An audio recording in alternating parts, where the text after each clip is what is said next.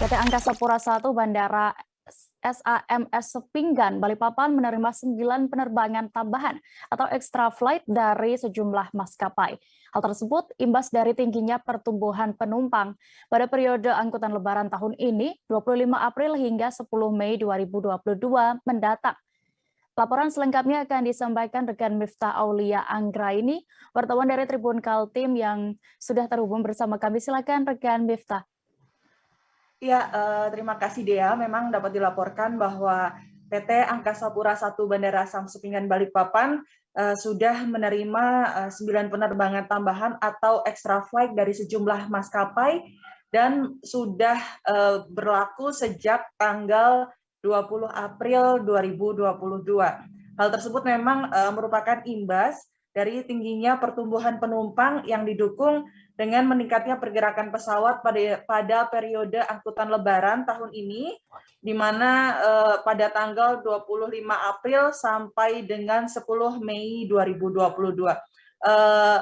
General Manager PT Angkasa Pura I Bandara Sam Sepinggan Balikpapan, Rika Dana Kusuma juga menuturkan bahwasannya penerbangan di Bandara Sam Sepinggan biasanya hanya 90 pergerakan pesawat per hari, namun saat ini sudah mencapai 97 pergerakan pesawat setiap harinya.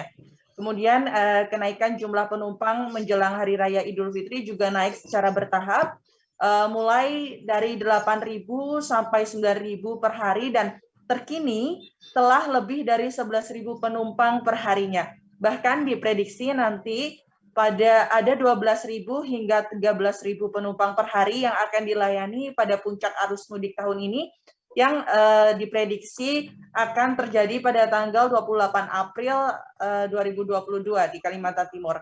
Kemudian kenaikan jumlah penumpang ini juga menjadi perhatian tersendiri bagi PT Angkasa Pura I Bandara Sam Sepinggan Balikpapan. Untuk itu Bandara Sam Sepinggan juga melakukan penyesuaian operasional serta memastikan keandalan fasilitas untuk mengakomodir extra flight yang sudah disetujui.